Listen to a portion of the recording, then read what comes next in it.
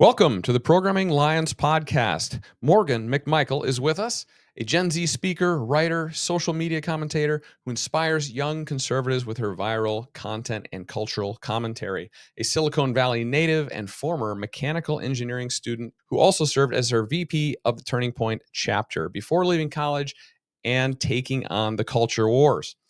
Speaking on feminism, cancel culture, free speech, and conservative values, Morgonn reaches millions through her articles, Fox News, Newsmax appearances, and multiple campus talks. So we are going to get right into it.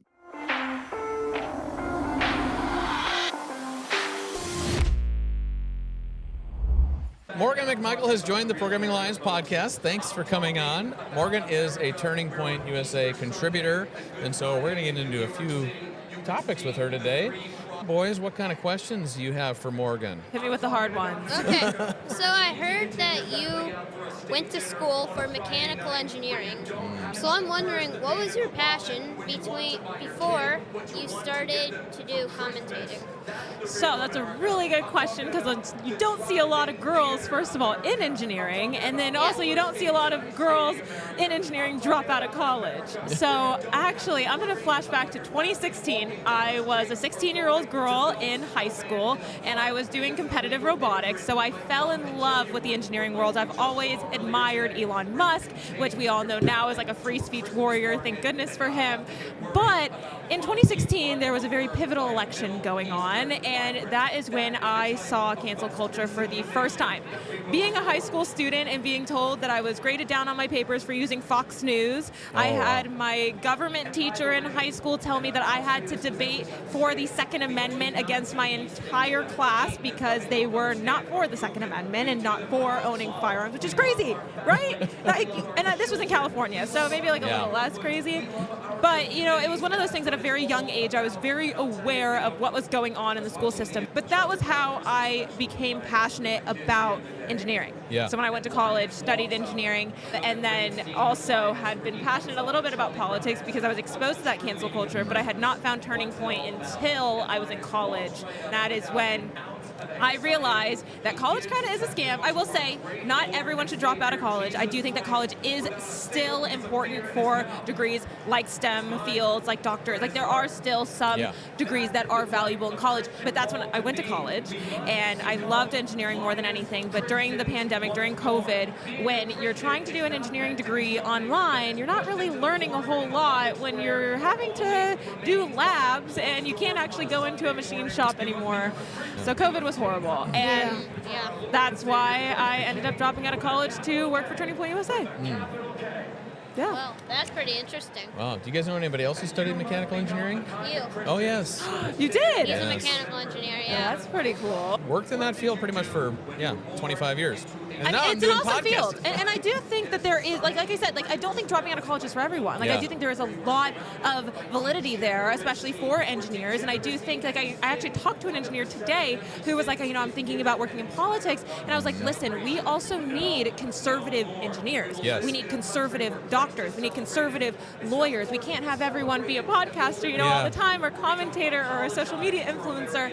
We need those conservative voices to infiltrate every single faction. It is important because design, even technical design, drifts into everything in terms of the customer experience and what they use and how they use it. And I found that in my jobs, our ideologies would drift into how we felt design should work and function and everything. So it is important. Engineering is a great field. It teaches a lot of problem solving. So I imagine you use that today and everything that you do, just every like day. how to unwind issues that you run into.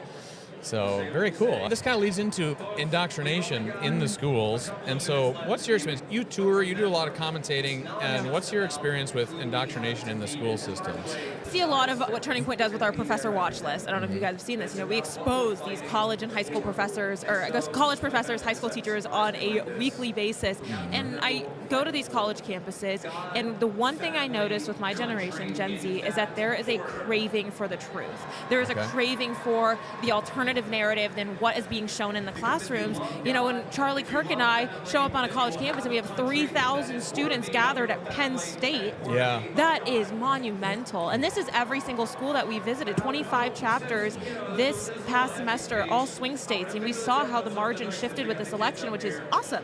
You know, but Gen Z is not this generation that is just asleep, that is just consistently on TikTok, who is uninformed. I actually think that Gen Z was heavily underestimated, because when you actually look at 81% of Gen Z get their information on the internet, starting with YouTube, and then after that is TikTok.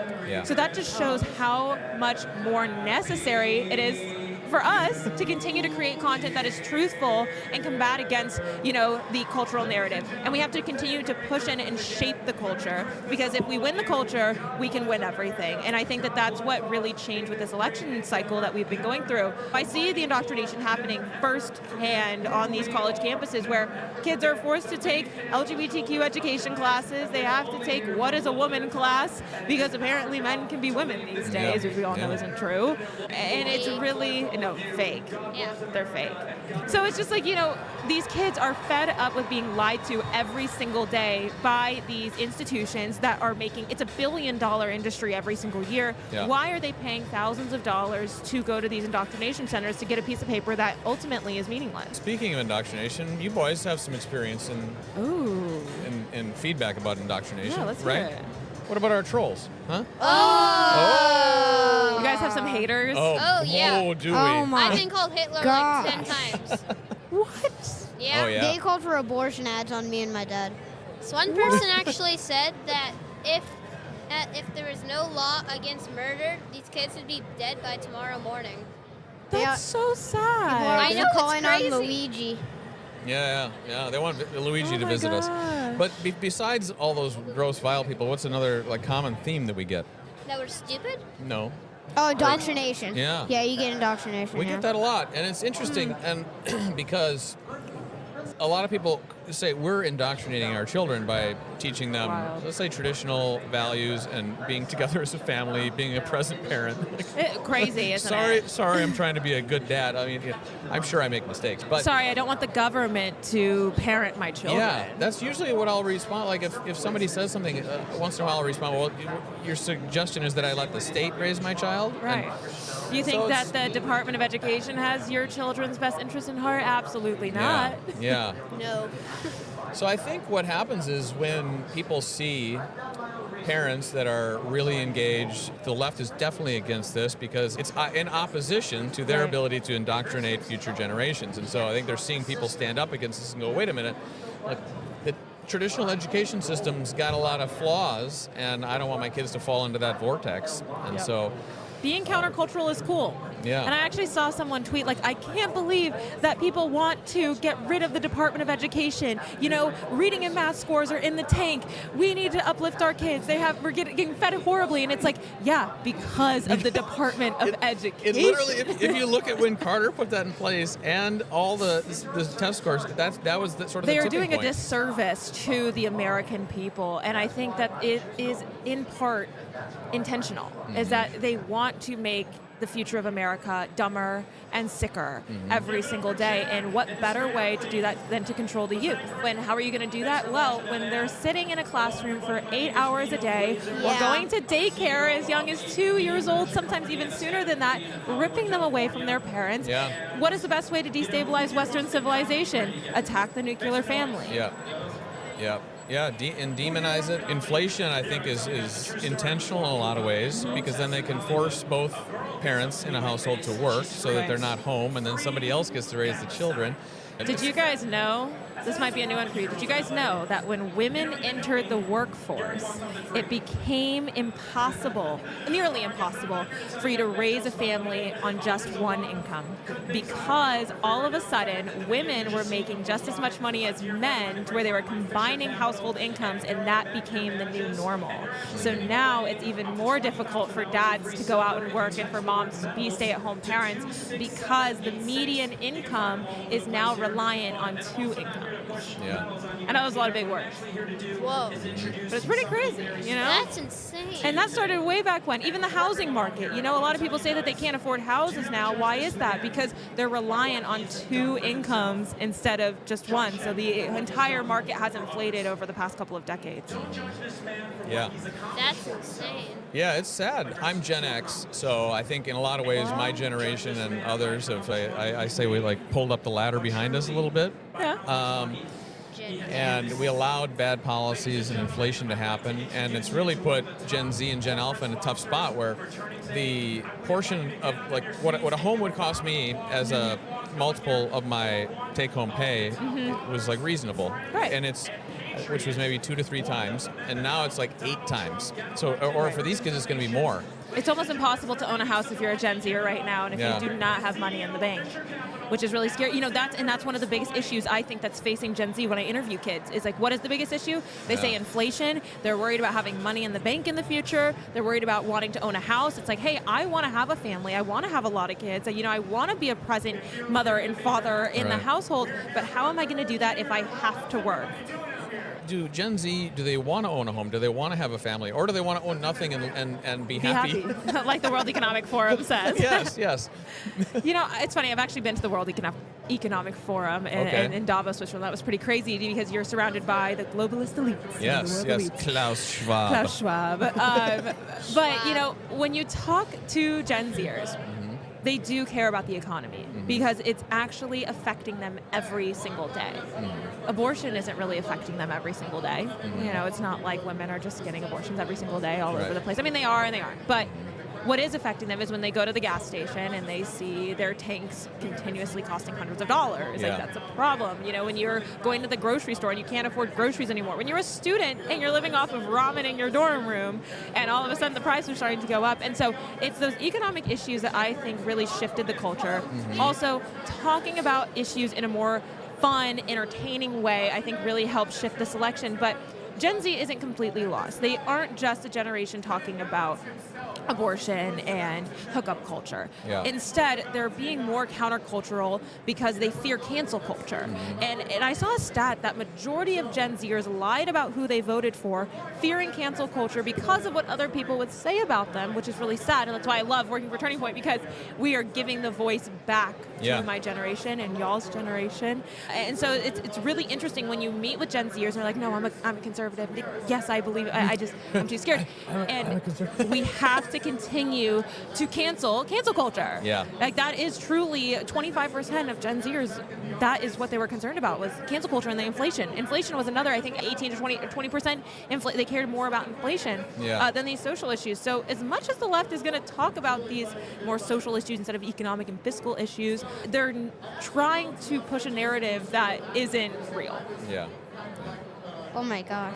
I know. We have gone deep. We've gone deep. We have gone deep. But You want to bring it up to a more holy- shallow level, Max? What do you got? Yeah, Max. Shoot me a softball here. If anybody's got a Or tell me shallow question, what's it's your you, favorite Max. thing to talk about? Football? Hey, we love all American football. Have you ever helped sway someone's mind and rethinking their stance on an issue? Yes. Like maybe you have best and like worst argument. Ooh, this is a really good question. So, That is a good this is question, going to be a Max. funny story. I was in New York, and I was interviewing this man who came up to me and was shouting at me, telling me he was a woman. Oh. And then there was a woman next to me telling me that she was non-binary and that I Okay. was misgendering both of them. They were protesting an event that Charlie and I were at, and I asked them, I said, what makes you a woman? And he goes, it's a feeling. And I said, oh, so all a woman is a feeling? So I'm a man. And they're like, no, it doesn't work like that. And I said, well, I feel like I'm a man. And then I was talking to them more, and, you know, outside of like the funny, like back and forth jabby moments, I was like, listen, could you please, like, I sent them a research statistic, and I said, we're not going to agree on this, but can you at least look up the suicide rates in transgender individuals after transitioning? Yeah. Because I personally know detransitioners. You know, there's some phenomenal young women and men out there who have been just completely destroyed by the billion-dollar industry. And so I highlight that story because one thing that I think is really important is seed planting. Is everyone who you talk to in your sphere of influence is somebody who can impact somebody else. Yeah. And you can be the voice for that somebody, and that somebody can be the voice for another person. And so it doesn't matter if they're right, if they're left, or if they're in the middle, if they agree with you or if they disagree with you.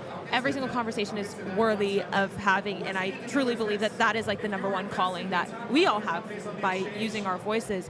And I've had a lot of young people come up to me and be like, you know, Morgan, I can't really be fully conservative. Like, I get the inflation thing, like I'll vote this way, but I just don't know why. And then I'll be like, look, just do a little digging. Go down a rabbit hole and just think for yourself.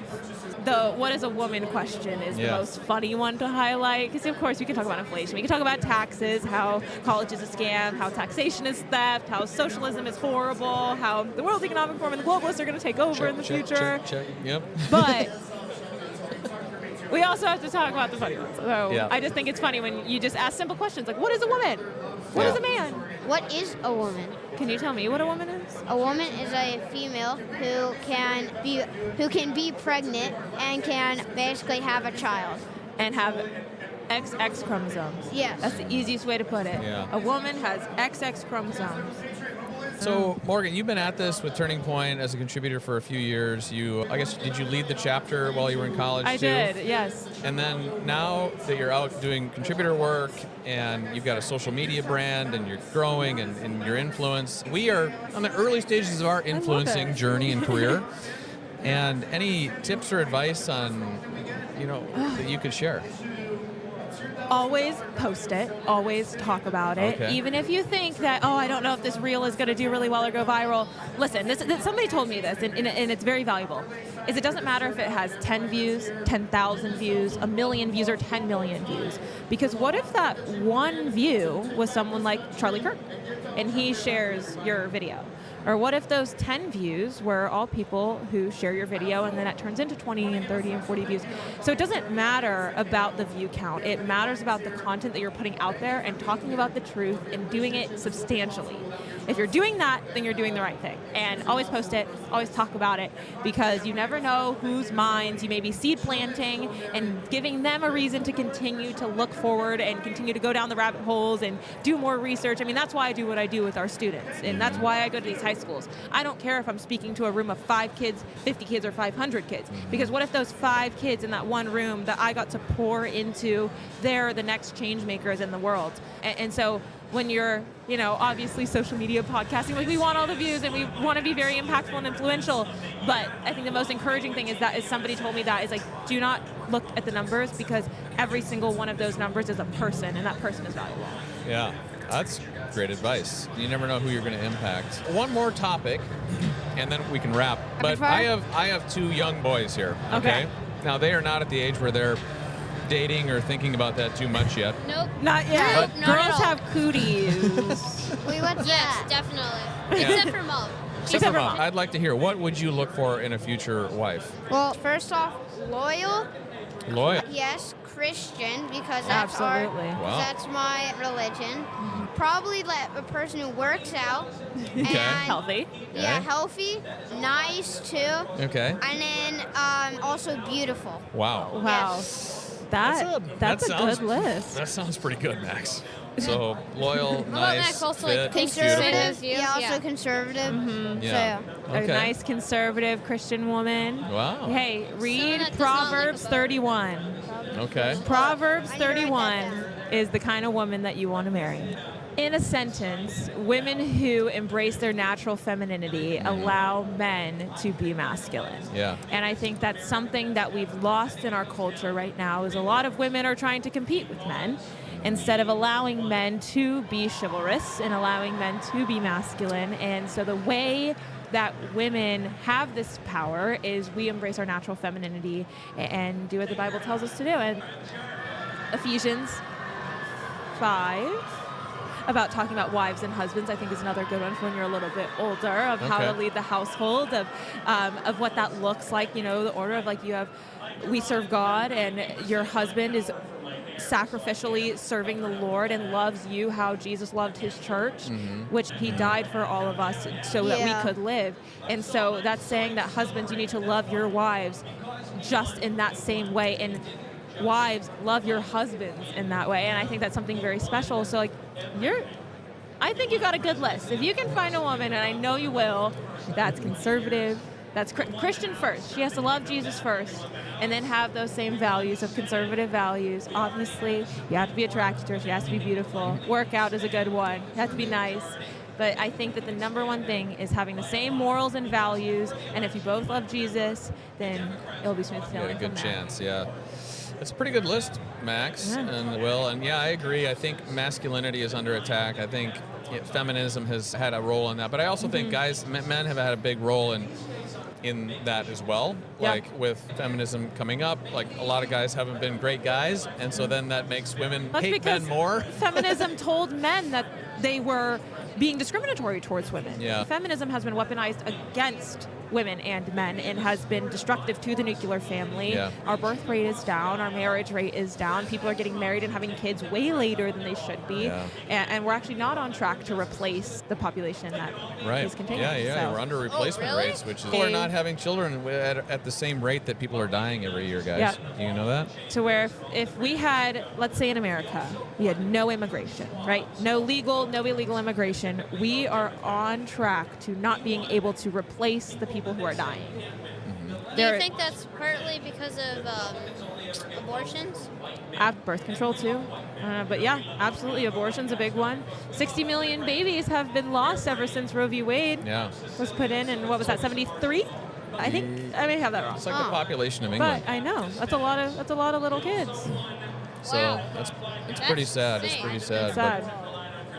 But yeah, I think I'm fortunate to have a great partner. What a mother and a father or a man and a woman bring to a relationship is unique, and they're both equally important. And so, yeah, anyway, we're lucky we have that. But with that... listening in on this. Listen, there's things that women... Mom wants to know what I'm saying about her. Women have superpowers and men have superpowers, and we each uniquely have better qualities than the other at certain things. We do not have to compete, we complement. That's right, that's right. And there's no doubt about that. Mom is like the glue that holds us together. We would be a mess. If she was not here, I don't think we don't know if the whole thing would be here. No, we'd all be face down in a Moms gutter have somewhere. Even more superpowers. Yeah, she does a lot for us. But at any rate, this was fun. Well, thanks for coming on. Yeah, thank you so much for coming on and all the great work. We appreciate the work that you're doing too, influencing Gen Z. We're trying. We need Gen Z and we need Gen Alpha to be really strong, and so we really appreciate what you're doing. And thanks so much for spending some time with us. Thank you so much.